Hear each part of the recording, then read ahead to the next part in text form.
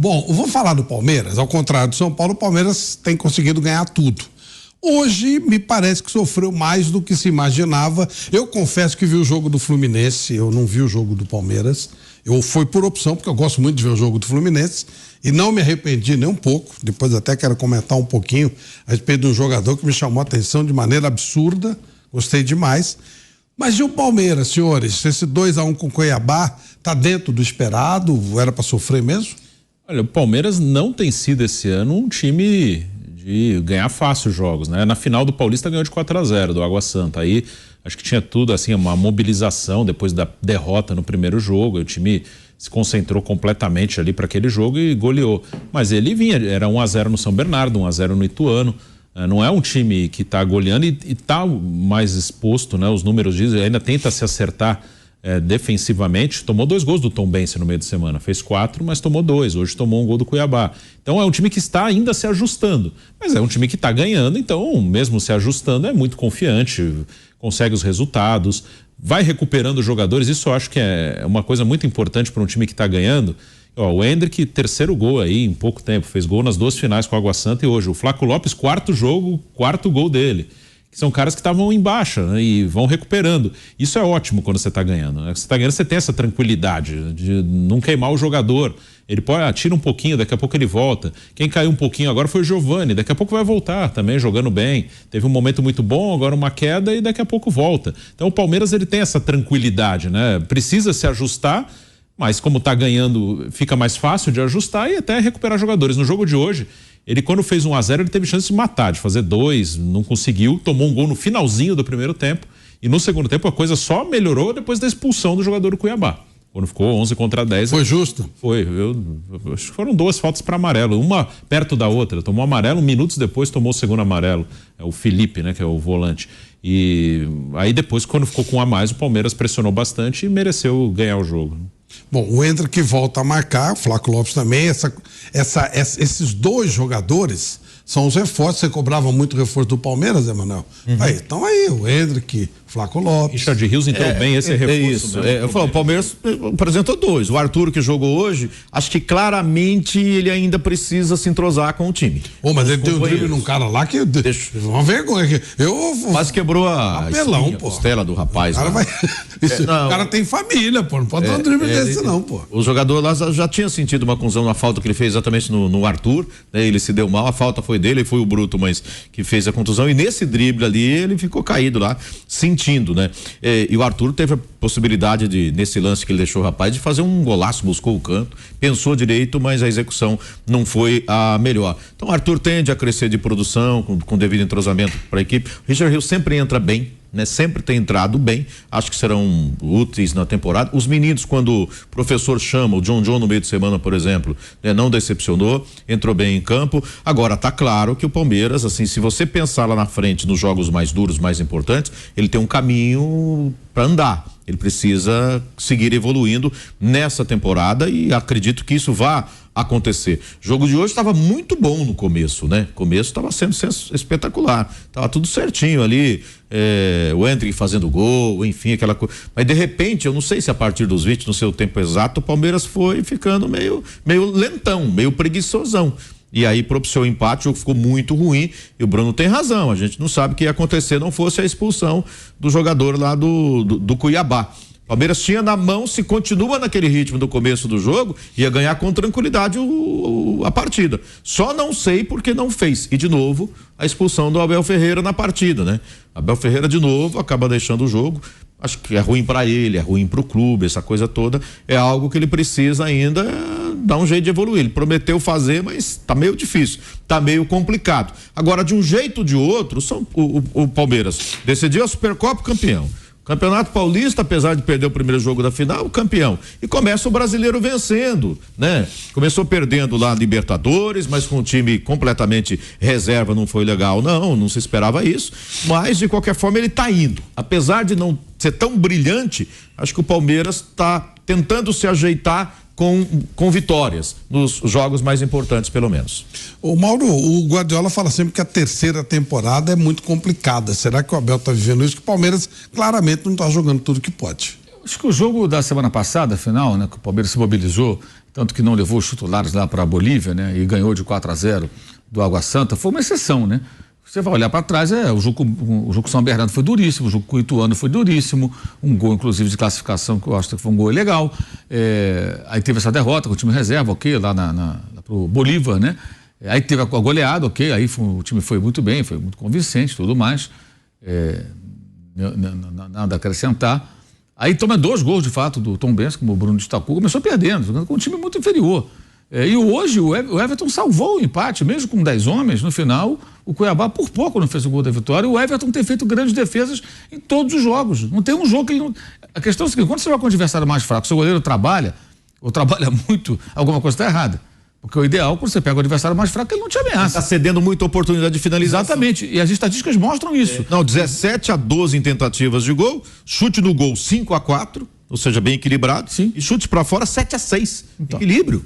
Os adversários estão finalizando mais esse ano contra o Palmeiras, já vinha esse ano no Paulista, e hoje de novo se repete essa situação, muito mais do que no ano passado no Brasileiro. Ou seja, você compara estatísticas, média de finalizações contra a meta do goleiro do Palmeiras. No Brasileiro do ano passado, o índice era menor do que no Paulista desse ano. Eu estou falando de 2 competições de níveis diferentes. Sim. E agora, lógico, agora é a parte mais difícil da temporada, porque os adversários são melhores, da média, né? Tem um outro mais fraco, mas são melhores, e os jogos são muito mais próximos, com viagens mais longas. O Paulista está jogando dentro de São Paulo. Agora você vai jogar em Fortaleza, em Porto Alegre, vai jogar em Goiás, vai jogar no Rio, vai jogar em vários lugares. Então muda, vai jogar fora do Brasil, né? Já foi lá para Bolívia. Então acho que é algo que o Palmeiras precisa corrigir. Ele está concedendo muito mais chances aos adversários do que em outros jogos, e hoje, se toma um gol de empate, você imagina, o Cuiabá estava já o tempão com um homem a menos. Você toma um gol de empate em casa, e quase aconteceu. Não, mas o Palmeiras dominou o jogo. Claro, você vai dominar o jogo contra o Cuiabá. O problema é você correr o risco de não vencer o Cuiabá. Então, assim, são sinais que vão sendo dados. Não, mas venceu, ok. Para hoje, resolvido o problema, do ponto de vista palmeirense. Mas será que isso vai acontecer até o final do campeonato? É pouco provável. O time tem que... algum ajuste está faltando ali nesse sentido.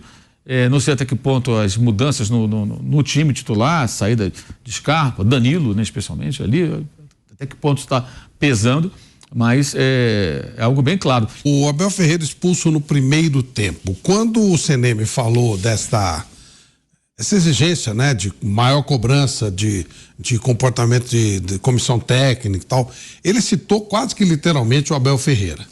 E, coincidentemente, o Abel Ferreira é expulso no primeiro tempo da primeira rodada do campeonato. É a lei Abel Ferreira ou ele realmente tem merecido e mereceu ser expulso de novo? Ele reclama bastante, né? Ele não é à toa que ele toma muito cartão e é expulso. Pode ter tido um jogo ou outro em que o árbitro já foi predisposto a dar cartão para ele, a expulsar, porque a gente sabe o que acontece. Um jogador que costuma fazer muita falta, às vezes o árbitro já vai predisposto, a primeira falta dele já mete cartão, ou um cara que simula muito, aí mesmo que ele apanhe, o cara não dá nada.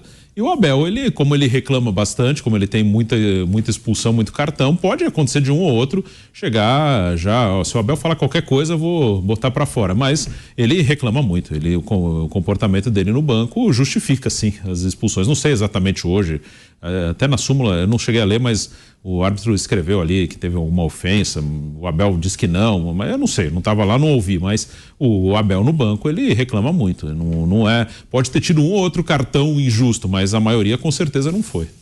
Isso pesa muito, né, Zé Manuel? Ainda mais quando o time está com essa dificuldade. Porque é recorrente, assim, ele está marcado nisso, né?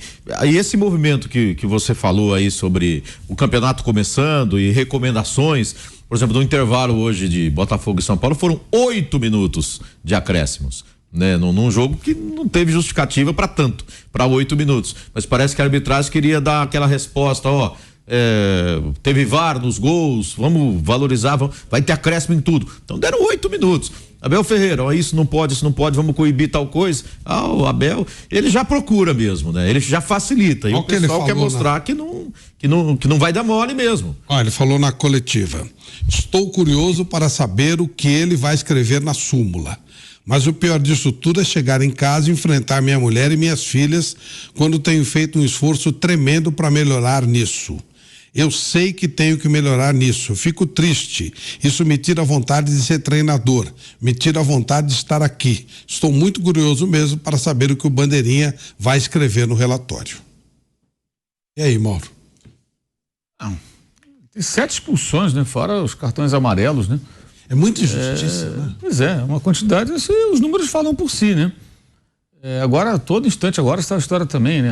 Eu tenho vontade de estar aqui e tal. Já falou essas outro dia no coletivo também, alguma coisa nessa direção? Falou, pô. Cansativo isso, acho que a gente tem que falar mais do jogo, mas é preciso que ele esteja ali também à beira do campo, né? A gente falou muito que o Diniz foi expulso também tolamente no primeiro Fla-Flu. Como o Fluminense foi campeão, jogo de volta, foi tudo bem, ele fez um ótimo trabalho, isso ficou esquecido, mas acho que os técnicos, ainda mais com esse rigor aí que a arbitragem promete, eles têm que estar mais atentos, que eles são importantes à beira do gramado. São os caras que estão ali para tomar as decisões, conversar com os jogadores, orientar. Então o técnico vai embora, todo instante, o cara olha para o banco, está lá auxiliar, né? E olha, seguramente se o Abel Ferreira for embora, eles vão embora, como três foram embora, não vai acabar o Palmeiras, eu queria informar, tá? É evidente que não. É 1914, né? O Abel não estava aí ainda não, né? Acho que não. Então, aqui na súmula, já que ele falou que na súmula do jogo, que foi apitado por Paulo César Zanovelli da Silva, cartão vermelho recebido por Abel foi motivado por uma ofensa do técnico à arbitragem. Está escrito na súmula. Após ser informado pelo árbitro assistente 1, expulsei diretamente por sair da sua área técnica e ir em direção ao assistente 1, gesticulando e proferindo aos gritos as seguintes palavras: que arbitragem de merda. Eu acho assim, tem um detalhe que é muito claro. O técnico do Palmeiras, Abel Ferreira, ele é só olhar para ele, você não ouvir o que ele está falando. O comportamento dele à beira do campo é o tempo todo muito agitado. Então ele já carrega essa marca, ele construiu esse currículo. Isso vale para outros profissionais também. Claro. Alguns jogadores, algum tempo atrás, melhorou até. O Gabigol tomava cartão todo jogo, porque todo jogo o Gabigol ia reclamar lá com o juiz. Não era nada com ele, ele ia lá reclamar com o juiz. E toma cartão. Aí reclama disso. Se toma falta, marcou a falta, ele não reclamava porque tomou a falta, que queria alguma outra coisa a mais. E tome cartão. Agora ele parou um pouco com isso, tomando menos cartões. A única maneira de você eliminar esse olhar mais rigoroso do árbitro, seja jogador, o técnico, qualquer um, é você mudar o comportamento. Porque com o passar do tempo as pessoas vão percebendo. O cara vai pitar o jogo do Flamengo, ele percebe, o Gabigol já pitou outros, né? Tá reclamando menos. Naturalmente você vai percebendo. Claro. O cara vai pitar um jogo do Palmeiras, o Abel tá à beira do campo, se ele não ficar ali se agitando, falando, xingando, naturalmente o árbitro vai percebendo, hoje ele não tá reclamando não. Vão até comentar entre eles, gente. Eles têm um grupo também deles do WhatsApp, também se comunicam. Fiz o jogo do Palmeiras lá, o Abel quase não reclamou. Eu fiz o jogo do Flamengo, o Gabriel tava calmo. E aí isso vai mudando a sua imagem. À medida que você mantém um comportamento muito descontrolado à beira ou dentro do campo, a tendência é isso em qualquer lugar do mundo, tá? Você pegar lá na Premier League, o jogador nervosinho lá, se tiver, os árbitros também ingleses vão perceber. Na Itália é a mesma coisa, em qualquer lugar. Então, realmente, eu acho até que pode acontecer uma situação que, eventualmente, citando os dois exemplos, o Gabigol e o Abel Ferreira, podem até não ter feito nada demais e tomar cartão, porque já fica isso de fato fica uma marca. Eu não estou justificando, estou dizendo como eu imagino que as coisas aconteçam. Porque o cara que vai pitar já ainda está meio predisposto. Porque ele acha o quê? O que o árbitro pensa nessas horas? Esse técnico quer atrapalhar meu trabalho, quer jogar a torcida contra mim. Esse jogador quer jogar a torcida contra mim. E aí ele vai fazer o quê? Ele vai usar a arma que ele tem um cartão. Aí com uma recomendação da chefia dele, para ser mais rigoroso, você deu a arma, aumentou o poder da arma que ele tem, dessa arma que ele tem em mãos, que é o cartão. E eles vão usar mais ainda. Então tem que mudar o comportamento, não tem outro jeito. Até porque, de fato, o comportamento passa muito o limite, né? Convenhamos. Verdade, isso não é uma opinião, é uma constatação, eu diria.